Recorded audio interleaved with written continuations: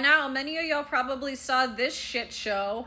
Maybe you also saw this very misleading article from the day after in the Atlantic by Daniel Byman and Riley McCabe, whatever the fuck, alleging that for the first time in 30 years, attacks by the far left outnumber those by the far right. A couple days later, I saw that they posted this, actually going into the data that they're making their claim about.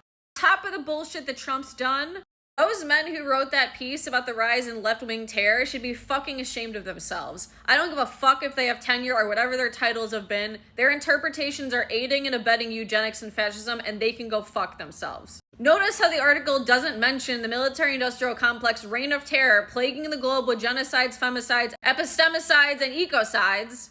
No, of course not. It only fucking mentions categories that they made up, and they collapsed liberal into leftist. It makes me fucking sick because I can tell from just reading and seeing the included graphs that they just said it looks like it's on track to be more. So right now, it's not even more. Yet the Atlantic title said that it already is more, and it's mostly fucking property damage. Which is to say that those motherfuckers had a title that made it seem as if leftists are organized terrorists killing people like white supremacists who do the vast majority of domestic terrorism. They included Luigi in the 2 lethal cases on the left. His judge threw out terrorist charges. This is why I stay critiquing most Ivy and tenured academics who often play into problematic fucking shit that has serious consequences on real innocent people's lives. Whether they admit it or not, if anti-colonial, anti-capitalists are harmed by Trump, they have blood on their hands. So incredibly irresponsible of these 2 men who probably have tenure or got degrees from Ivy Leagues and don't identify as leftists themselves, to not properly delve into the data that this article goes fuller into.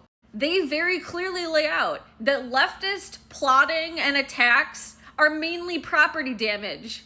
This Atlantic article does not send that message. It makes it seem like there are leftists going out and unaliving people. And that's fucked up for them to do. And they knew that this article would be published the day after Trump designated People Against Fascism as a terrorist group. And then 3 days later, they published this. You're either openly being paid to propagandize, or you're the most I don't read the room researchers I've ever seen.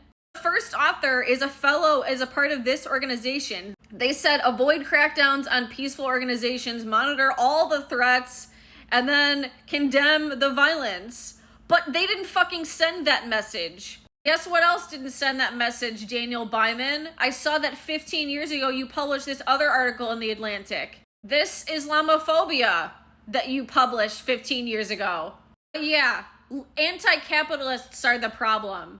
Even though you named 2 lethal ones, one of them being Luigi Mangione, and his terrorist accusations were thrown out recently. So there was 1 lethal attack. The rest of them, property damage. Yet this fucking article you published a few days ago makes it seem as if they're a violent threat to the likes of white supremacists. You should be fucking ashamed of yourselves. This is violence. Especially right now. You will be remembered in history books for this fuck shit.